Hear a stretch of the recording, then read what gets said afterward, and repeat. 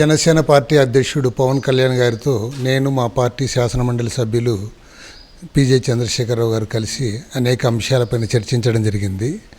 ప్రత్యేకించి రాష్ట్రానికి ప్రత్యేక హోదా ఇస్తామని ఎన్నికల్లో అధికారంలోకి వచ్చిన వారు ఇవాళ రాష్ట్ర ప్రజలను మోసం చేశారు.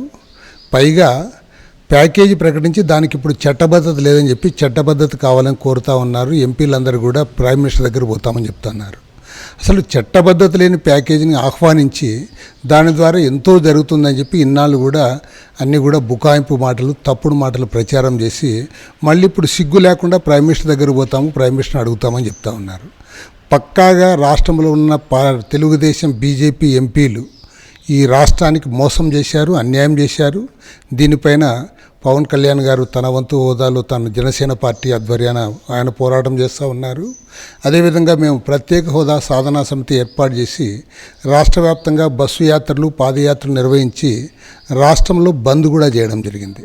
కాబట్టి ఏమంటే ప్రభుత్వం పైన రాబోయే కాలంలో ఈ ప్యాకేజీకి చట్టబద్ధత కొరకే కాదు, విశాఖ రైల్వే జోన్ కావాలి, రాయలసీమకు అదేవిధంగా ఉత్తరాంధ్రకు ప్రత్యేక ప్యాకేజీ ఇవ్వాలి, కడపలో స్టీల్ ఫ్యాక్టరీ ఏర్పాటు చేయాలి, విభజన హామీలన్నీ కూడా నెరవేర్చాలని డిమాండ్ చేస్తూ ఉన్నాం. అదేవిధంగా ఇవాళ రాష్ట్రంలో టోటల్గా ధన రాజకీయాలు ప్రబలిపోయినాయి. డబ్బున్నవాడే ఎమ్మెల్యే, డబ్బున్నవాడే ఎంపీ, కోట్ల రూపాయలు ఉన్నవాడు మాత్రం ఇవాళ ప్రజాప్రతినిధి కాగలడనే ఒక పరిస్థితిని తెచ్చిపెట్టారు. దాన్ని పోగొట్టాలని చెప్పి కూడా అనుకుంటా ఉన్నాం. దీనితో పాటు ఎస్సీ, ఎస్టీ, బీసీ, మైనారిటీ సామాజిక వర్గాలకు, అట్టడుగు వర్గాలకు పూర్తిగా అన్యాయం జరుగుతూ ఉంది. ఈ నేపథ్యంలో వారికి న్యాయం జరగాలని చెప్పి కూడా మేము ఇవాళ రాష్ట్ర వ్యాప్త ఉద్యమానికి శ్రీకారం చుడుతూ ఉన్నాం.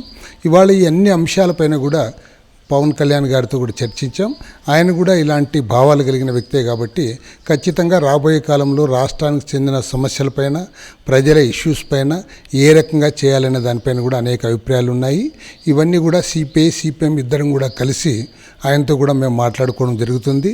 అదేవిధంగా రాష్ట్రంలో ఒక ల్యాండ్ మాఫియా పెరిగిపోతూ ఉంది. ల్యాండ్ బ్యాంక్ ఏర్పాటు చేసి లక్షలాది ఎకరాల భూములన్నీ కూడా కార్పొరేట్ వర్గాలకు కట్టబెట్టడానికి ప్రయత్నం చేస్తూ ఉన్నారు. ఒక్క మాటలో చెప్పండి, చంద్రబాబు గారికి భూమి పిచ్చి పట్టింది. కాబట్టి వాళ్ళ వేల లక్షల ఎకరాల భూములన్నీ కూడా తన అధీనంలోకి తెచ్చుకోవడానికి ప్రయత్నాలు చేస్తూ ఉన్నారు. ఈ అన్ని అంశాలపైన కూడా పరస్పరం మేము అభిప్రాయాలు తెలియజేసుకున్నాం. ఖచ్చితంగా రాష్ట్ర ప్రయోజనాల కోసం, రాష్ట్రంలో ఉన్న ప్రజలందరి కోసం ఇవాళ మేమందరూ కూడా అభిప్రాయాలు మార్పిడి చేసుకుని కేంద్ర రాష్ట్ర ప్రభుత్వాలపైన ఒత్తిడి తేవడానికి కూడా మేము పూనుకుంటాం. ఇవాళ ఎంత సుహృద్భావమైన వాతావరణంలో అనేక అభిప్రాయాలు కూడా పరస్పరం మేము వ్యక్తం చేసుకున్నాం. రామకృష్ణ గారికి నాకు గతంలో మద్దతు పలికారు జనసేన చేసే ఈ స్పెషల్ స్టేటస్కి సంబంధించి. సో ముందుగా వాళ్ళకి నా కృతజ్ఞతలు పత్రికాముఖంగా, మీడియా ముఖంగా తెలియజేసుకుంటున్నాను. ముఖ్యంగా రాష్ట్ర ప్రయోజనాలు దెబ్బతింటున్నప్పుడు ఏ హామీలు అయితే ఇచ్చారో కేంద్ర ప్రభుత్వం కానీ తెలుగుదేశం ప్రభుత్వం కానీ వాటిని నెరవేర్చాల్సిన బాధ్యత వాళ్ళిద్దరి మీద ఉంది, భారతీయ జనతా పార్టీ మీద, తెలుగుదేశం పార్టీ ప్రభుత్వం మీద.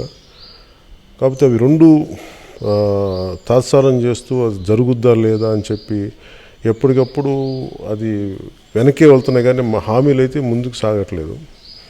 వీటన్నిటిని దృష్టిలో పెట్టుకుని ప్రస్తుతం వర్తమాన కాంటెంపరీ సిచ్యువేషన్లో ఉన్న డిమానిటైజేషన్ గురించి, స్పెషల్ స్టేటస్ గురించి, అలాగే స్పెషల్ ప్యాకేజ్ గురించి ఎన్ని రకాలుగా మారిపోయారు, వీటన్నిటి మీద మేము అన్ని రకాల అంశాల మీద మేము చర్చ జరిగింది. అలాగే నా అభిప్రాయాలు కూడా జనసేన పార్టీ తరఫున నా అభిప్రాయాలు కూడా తెలియజేశాను. ముందు కలిసి ఎలా దీన్ని ముందుకు తీసుకెళ్ళాలి, ఎలా మాట్లాడాలని చెప్పి ఇంకా సిపిఎం వాళ్ళతో కూడా కూర్చొని దీన్ని ఎంతవరకు మేము ముందుకు తీసుకెళ్ళగలం, ఎలా పని చేయాలని చెప్పి ఇంకా ఒక ప్రణాళిక అనుకొని దాని ప్రకారం ముందుకు వెళ్తాం. కాకపోతే ఇదంతా రాష్ట్ర ప్రయోజనాల కోసం, రాష్ట్ర ప్రజల శ్రేయస్సు కోసం కలిసి ఎలా ముందుకు తీసుకెళ్ళాలని ఇంకా ఒక ఆలోచన విధానం సాగుతూ ఉంది.